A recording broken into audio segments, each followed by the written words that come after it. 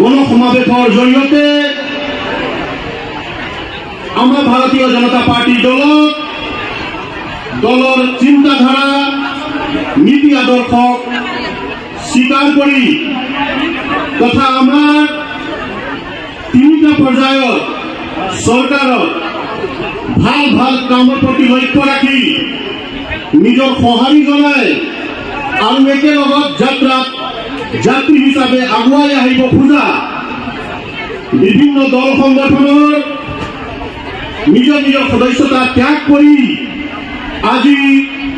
ভাৰতীয় জনতা পাৰ্টিৰ যোগদান কৰিবৰ বাবে ইয়াত ওলাই অহা সন্মানীয় সামাজিক তথা ৰাজনৈতিক কাৰ্যকৰ্তা বন্ধু বান্ধৱীসকল, মই আজি এই গণসমাবেশত আপোনালোক সকলোলৈকে মোৰ আন্তৰিক অভিনন্দন জ্ঞাপন কৰিছো তথা স্বাগতম জনাইছো। নমস্কাৰ, কাদম জুথাই।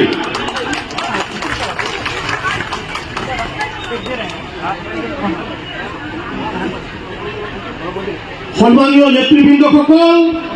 তথা মৰমৰ ৰাইজ, আমি দেখিছো ভাৰতীয় জনতা পাৰ্টি এনেকুৱা এটা পৰ্যায়ত গতি কৰিছে য'ত সৰ্বস্তৰত সৰ্বজনে এই দলটো আঁকোৱালি লৈছে। ভাৰতীয় জনতা পাৰ্টিৰ নেতৃত্বত ডিপু দিছপুৰ তথা দিল্লীত আমাৰ চৰকাৰে জনকল্যাণ বাবে বিভিন্ন ধৰণৰ আঁচনি হাতত লৈছে আৰু আগত ইতিহাসত কেতিয়াও দেখা নোপোৱা ধৰণে বিকাশৰ যিটো অবিৰাম যাত্ৰা আৰম্ভ হৈছে এইখিনি ভাল পাইছে আৰু ভাল পাইখিনি সকলো স্তৰৰ ৰাইজ, সকলো শ্ৰেণীৰ ৰাইজ, সকলো জাতি জনগোষ্ঠীৰ ভাষা ভাষীৰ ৰাইজ আজি ওলাই আহিছে আৰু আমাৰ নেতৃত্বৰ হাত মজবুত কৰিবৰ বাবে একেলগত এই বৃহৎ এটা যাত্ৰাত যাত্ৰী হিচাপে আগুৱাই আহিছে। আমি সকলোৱে জানো আৰু জনাটো দৰকাৰ আছে আমাৰ বাবে, আমি যিটো খেল পথাৰত আজি ইয়াত সমবেত হৈছো কাৰ্বি আংলঙৰ ৰাজনৈতিক আৰু সামাজিক ইতিহাসত এই ঠাইটোৰ বিশেষ গুৰুত্ব আছে। আজি কাৰ্বি আংলং অটোনমাস কাউন্সিলৰ এই এৰিয়া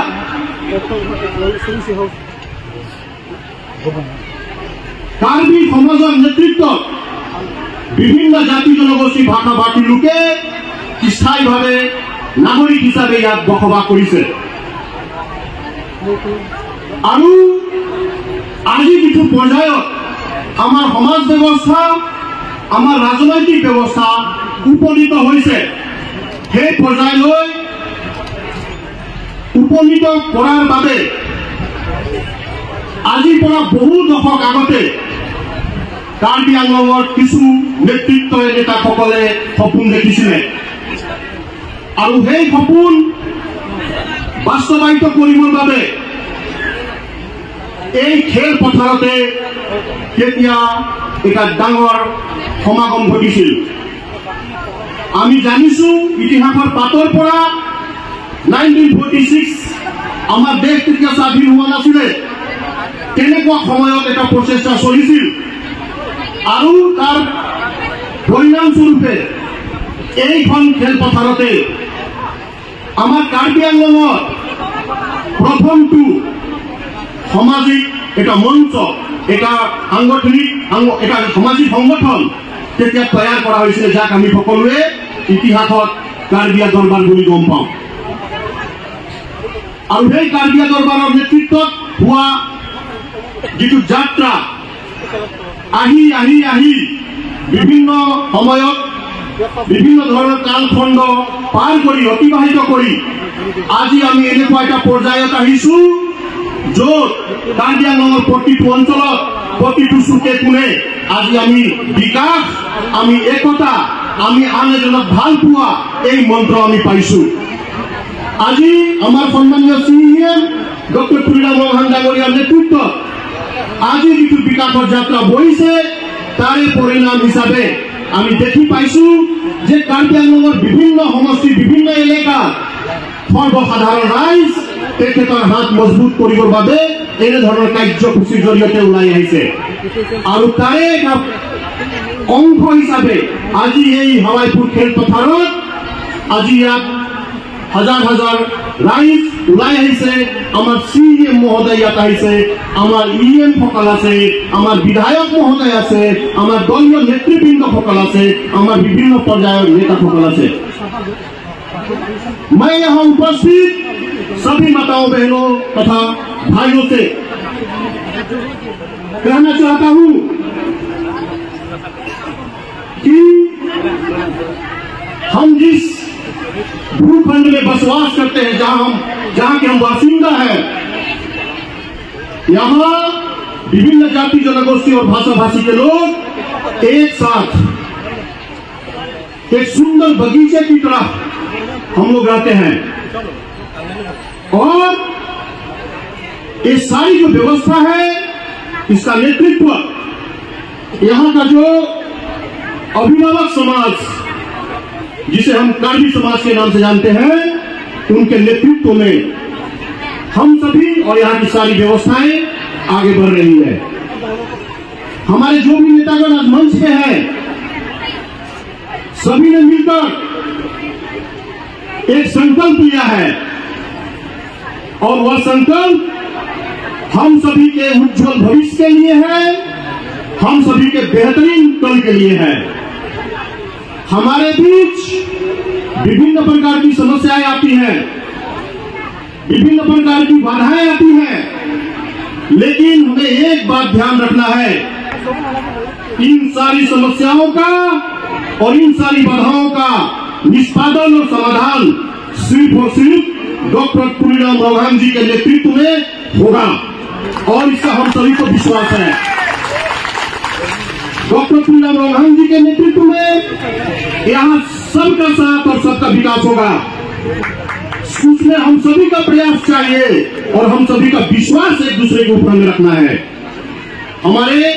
सर्वकाल के सर्वश्रेष्ठ महान नेता मोदी जी ने यह मंत्र हमें दिया है और उसी मंत्र को अपना मूल अस्त्र लेकर कार्बी आंगलॉन्ग ऑटोनोमस काउंसिल में हमारे सीएम महोदय को मैं आप सभी का जनप्रतिनिधि पवन कुमार उनका साथ देने का काम किया है और उनके नेतृत्व में अपने समाज को और अपने समष्टि को और अपने अंचल को आगे बढ़ाने का प्रयास किया है और हम लोग प्रयासरत हैं राइज আমি আমার হাৱাইপুৰ মৌজাত এনে ধৰণৰ কাৰ্যসূচী ইয়াৰ আগত বিজেপি চৰকাৰত আমি কৰা নাই নিৰ্বাচনী কাৰ্যসূচী হৈছে কিন্তু আজি ইয়াত নিৰ্বাচনী কাৰ্যসূচী নহয় আমাৰ সিনিয়ৰ ছাৰ আমাৰ মাজত আহিছে আমাৰ নেতৃত্ব আমাৰ মাজত আহিছে এটা সংকল্প লৈছে তেওঁলোকে আৰু সেই সংকল্প পূৰা কৰিবৰ বাবে কিমান দূৰলৈকে আগুৱাই যাব পৰা গৈছে আৰু কি কৰিবলগীয়া আছে সেইখিনি আলোচনা বিলোচনা কৰিবৰ কাৰণে আজি আমাৰ মাজত আহিছে আমি আমাৰ যিখিনি সুবিধা পাইছো তাৰ বাবে আমি আমাৰ নেতৃত্বক ধন্যবাদ দিব লাগিব আমি ধন্যবাদ দিব লাগিব ডক্টৰ তুলিৰাম মোহন ডাঙৰীয়াক আমি ধন্যবাদ দিব লাগিব ডক্টৰ হিমন্ত বিশ্ব শৰ্মা ডাঙৰীয়াক আমি প্ৰণাম যাচিব লাগিব আমি সেৱা যাচিব লাগিব আমাৰ প্ৰধানমন্ত্ৰী নৰেন্দ্ৰ মোদী ডাঙৰীয়াক তেখেতসকলৰ যিটো ভিজনাৰী লিডাৰশ্বিপ তেখেতসকলৰ যিটো dedicated leadership hard working leadership ইয়াৰ পৰিণাম স্বৰূপে আজি আমাৰ এই অঞ্চলত বিভিন্ন ধৰণৰ উন্নয়নৰ কাম আমি দেখিবলৈ সক্ষম হৈছো হয় আৰু বহুত কাম আমাৰ মাজত হ'বলৈ বাকী আছে সেইখিনি কাম হ'ব আজি সিএম ছাৰে নিজ ভাষণত এইখিনি কথা ইয়াত উল্লেখ কৰিব সিএম ছাৰক মই মোৰ এই আদৰণি ভাষণৰ প্ৰসংগতে দুই এটা অনুৰোধ কৰিব খুজিছো ছাৰ আমি যিটো প্লেগ্ৰাউণ্ডত আজি এই কাৰ্যক্ৰম আয়োজন কৰিছো সেই ঐতিহাসিক মুহূৰ্তটো আমাৰ মনত পৰিছে যিটো আশা আকাংক্ষা পুহি কাৰ্বিয়া দৰবাৰ ইয়াত জন্মগ্ৰহণ কৰিছিলে আৰু সেই দৰবাৰৰ পৰা আৰম্ভ কৰি আহি আহি আহি আজি আপোনাৰ নেতৃত্বত আমি যেনেধৰণে আগুৱাই যাবৰ বাবে সক্ষম হৈছো সেই যাত্ৰাটো নিৰন্তৰ বজাই ৰাখিব লাগিব অবিৰামভাৱে বজাই ৰাখিব লাগিব আৰু আমাৰ ইয়াত কিছু আমাৰ ৰাইজৰ অভাৱ আছে সেইখিনি পূৰণ কৰিব লাগিব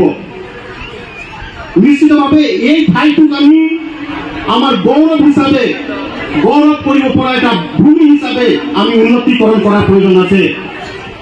আমি ইয়াত যিখিনি আমাৰ লাগতিয়াল ইনফ্ৰাষ্ট্ৰাকচাৰ আমাৰ ধুনীয়া প্লেগ্ৰাউণ্ড বনোৱাৰ পৰা আৰম্ভ কৰি সাইড ড্ৰেনেজৰ পৰা আৰম্ভ কৰি ইয়াত আমাৰ ৰাইজৰ কিছু মেমৰেণ্ডাম আকাৰে এতিয়া আপোনাক অৰ্পণ কৰিব সেইখিনি সুবিধাবিলাক আপোনাৰ নেতৃত্বত হ'ব আগন্তুক সময়ত তাৰ বাবে মোৰ অনুৰোধ থাকিল আৰু আমাৰ আজিৰ কাৰ্যসূচী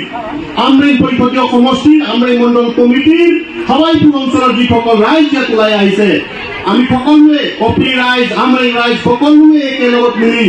আমি আজি এই ঠাইটোৰ পৰাই আমাৰ চিএম মহোদয়ক আমি বিশ্বাস দিব লাগিব যে যিকোনো সমস্যাত যিকোনো বাধা বিঘিনিত আমি আপোনাৰ লগত থিয় হৈ আছো আৰু এই ইয়াৰ যিটো পৰিণামটো ইয়াৰ যিটো উত্তৰটো ইয়াৰ যিটো ৰিজাল্টটো প্ৰত্যেক নিৰ্বাচনত আমাৰ ৰাইজে আমাক এই নিৰ্বাচনৰ যোগেদি এই বাৰ্তাটো দিবৰ কাৰণে চেষ্টা কৰিছে আমি সকলোৱে বিচাৰিছো শান্তি আমি সকলোৱে বিচাৰিছো ভাইচাৰা আমি সকলোৱে বিচাৰিছো আন এজনক মৰম কৰা আন এজনক সন্মান জনোৱা আৰু এইটো মই এগৰাকী স্থানীয় নিৰ্বাচিত প্ৰতিনিধি হিচাপে বিশ্বাস কৰো এইটো আজিৰ যিটো ৰাজনৈতিক সামাজিক যিটো পৰিৱেশ আছে ইয়াক সফলতাৰে নেতৃত্ব দিব পৰা ব্যক্তি হিচাপে নেতা হিচাপে আপুনি আমাৰ মাজত আছে আমি আপোনাৰ নেতৃত্বত দৃঢ় বিশ্বাস কৰিছো আৰু সেই বিশ্বাসৰ প্ৰতিফলন হিচাপে আপুনি আহিব বুলি ইয়াত হাজাৰ হাজাৰ ৰাইজ আজি ওলাই আহিছে ইয়াৰ লগতে মই ক'ব খুজিছো যিসকল আমাৰ অন্য দল সংগঠন ত্যাগ কৰি আজি এই সভাৰ জৰিয়তে ভাৰতীয় জনতা পাৰ্টিৰ এগৰাকী কাৰ্যকৰ্তা হিচাপে কাম কাজ কৰিম বুলি ওলাই আহিছে তেখেতসকলক মই বিশেষভাৱে আজি স্বাগতম জনাইছো আৰু লগতে অনুৰোধ কৰিছো ভাৰতীয় জনতা পাৰ্টি এনেকুৱা এটা বিশাল মহাসাগৰ ইয়াত যদি আমি আমাৰ যিটো সপোন আমাৰ যিটো এইম আমাৰ যিটো টাৰ্গেট সেইটো যদি আমি গৈ পাব বিচাৰো তেতিয়াহ'লে তাৰ মূল অস্ত্ৰটো হৈছে অনুশাসন আমাৰ দলে ঠিক কৰা যিটো নীতি নিয়ম আছে আমাৰ দলে ঠিক কৰা যিটো অনুশাসন আছে সেইটো আমি মানি চলিব পাৰিলে নিশ্চিতভাৱে এগৰাকী কাৰ্যকৰ্তা হিচাপে আমি আগুৱাই যাব পাৰিম দলৰ কাম কৰিব পাৰিম আৰু দলৰ হৈ ৰাইজৰ মাজত গৈ ৰাইজৰ কাম কৰিব পাৰিম আমি বিজেপি সকলে কাকো মিছা কথা নকওঁ আমি বিজেপি দলৰ কাৰ্যকৰ্তাসকলে কাকো ঠগিব নিবিচাৰো আমি দেখিছো বিগত সময়ত বিভিন্ন ৰাজনৈতিক দলে এনেধৰণৰ সভা সমিতি পাতিম বুলি ক'লে 500 টকা 1000 টকা বিলাই কিনি তেনেকুৱা সভা সমিতি ৰাইজক লৈ আহে আমি কিন্তু বিজেপি দলে তেনেধৰণে চিন্তাধাৰা ৰখা নাই আৰু আমি তেনেধৰণে কৰা নাই স্বতঃস্ফূৰ্তভাৱে ৰাইজে গম পোৱাৰ পিছত আজি ওলাই আহিছে আৰু আজি ইয়াত এই জনসমাৱেশ সফলভাৱে আৰম্ভ হৈছে মই ভাবো মই আৰু বেছি বহলাই কোৱাৰ প্ৰয়োজন নাই এগৰাকী স্থানীয় এমএলচি হিচাপে মই সদায় ৰাইজৰ মাজত আছো সদায় থাকিম এই দায়িত্ব পোৱাৰ পৰাই আপোনালোকৰ মাজত আছো আপোনালোকৰ কাৰণে কাম কৰি আছো আৰু কাম কৰি যাম দায়িত্ব থকালৈকে চিএম ছাৰে যথেষ্ট মৰম কৰিছে আমি যিমান ছাৰৰ পৰা বিচাৰিম আমাক কম নিচিনাই অনুভৱ হয় কিন্তু ছাৰে দি আছে আৰু দি থাকিব আমাৰ মাজত দলৰ কিছু কথাবিলাক আমাৰ জিলা সভাপতি মহোদয় আছে তেখেতেও দাঙি ধৰিব নিজৰ ভাষণ প্ৰসংগত আমাৰ যিসকল ইতিমধ্যে বিভিন্ন দল সংগঠন ত্যাগ কৰি বিজেপি ইতিমধ্যে দায়িত্ব লৈছে ইতিমধ্যে বিজেপি জইন কৰিছে বিজেপিৰ সদস্য হৈছে তেখেতসকলেও যথেষ্ট কষ্ট কৰি আছে সকলোক আমি একেলগত লৈ পেলাই আমি এটা অভূতপূৰ্বভাৱে আমি ইয়াত পৰিৱেশ নিৰ্মাণ কৰিব লাগিব আৰু এই পৰিৱেশত আমাৰ সকলোৰে কল্যাণ হ'ব আমি কোনো ফল হ'বলৈ নাই আমি কোনো ভয় খাবলৈ নাই আমি কতো হাবাতুৰি খাবলগীয়া নাই বিজেপি মঞ্চ এনেকুৱা এটা মঞ্চ বিজেপি দল এনেকুৱা এটা দল য'ত সবক লৈ আগবঢ়া পৰিকল্পনা আছে আমি যিটো অস্ত্ৰত যাব খুজিছো মাত্ৰ আমাৰ এটাই কাম হ'ব যে সেই অস্ত্ৰত গৈ পোৱাৰ বাবে আমি আমাৰ সেই ক্ষমতাটো অৰ্জন কৰিব লাগে কোৱা হৈছে ভীমৰ গদা দাঙিবলৈ হলে আগতীয়াকৈ ভীমৰ সমানে বল অৰ্জন কৰিব লাগে। আমি যিকোনো পৰ্যায়ত আমি কাম কাজ কৰাৰ সুযোগ আছে ভাৰতীয় জনতা পাৰ্টি, কিন্তু আমি যদি 1 কুইণ্টল চাউলৰ বস্তা যদি উঠাব বিচাৰিছো, সেই 1 কুইণ্টল চাউলৰ বস্তা উঠাবৰ বাবে আগতীয়াকৈ তাৰ বাবে আমি বলটো শক্তিটো অৰ্জন কৰিব লাগিব। মই ক'ব খোজাটো এইটো হৈছে যে ভাৰতীয় জনতা পাৰ্টিত কোনোবা প্ৰেচিডেণ্ট হ'ব পাৰে, কোনোবা জেনেৰেল ছেক্ৰেটাৰী হ'ব পাৰে, কোনোবা মেম্বাৰ হ'ব পাৰে, কোনোবা শক্তি কেন্দ্ৰ হ'ব পাৰে, কোনোবা জিলা ৰাজ্যিক হ'ব পাৰে, সব কাৰ্যকৰ্তা। কিন্তু যেতিয়া এগৰাকী কাৰ্যকৰ্তাক দায়িত্ব দিয়া যায়, সেই কাৰ্যকৰ্তাগৰাকীয়ে নিজৰ দায়িত্ব যেতিয়া ভালকৈ পালন কৰে, তেওঁৰ কাৰণে আৰু ওপৰৰ দায়িত্বটো ৰেডি হৈ থাকে। দলটো ভাল কাৰ্যকৰ্তাক লৈ পেলাই চলে আৰু ভাল কাৰ্যকৰ্তাই ভাল এটা দল নিৰ্মাণ কৰিব পাৰে। আজি পৃথিৱীৰ ভিতৰত আটাইতকৈ বৃহৎ ৰাজনৈতিক দল ভাৰতীয় জনতা পাৰ্টি আৰু তাৰ মূল অস্ত্ৰটো এইটোৱে। इसीलिए यहाँ उपस्थित आप सभी लोगों को मैं पुनः एक बार स्वागत करता हूँ। आप सभी को मैं धन्यवाद भी देना चाहता हूँ। पूरा गर्म भी है, हमारे यहाँ पानी का भी व्यवस्था किया गया है। हम सभी एक दूसरे के साथ थोड़ा सा कष्ट स्वीकार करके आज के इस कार्यक्रम को सफल बनाने में अपना जो योगदान है उसे हम निभाएंगे। आप सभी का भविष्य उज्जवल हो, आप सभी की स्वास्थ्य अच्छी हो, इसकी कामना करते हुए मैं मेरे वाणी को यह विराम देता हूँ। भारत माता की, भारत माता की, प्रिय भगवान जिंदाबाद, प्रिय भगवान जिंदाबाद, नरेंद्र मोदी जिंदाबाद, हिमंत बिश्व शर्मा जिंदाबाद। धन्यवाद, नमस्कार।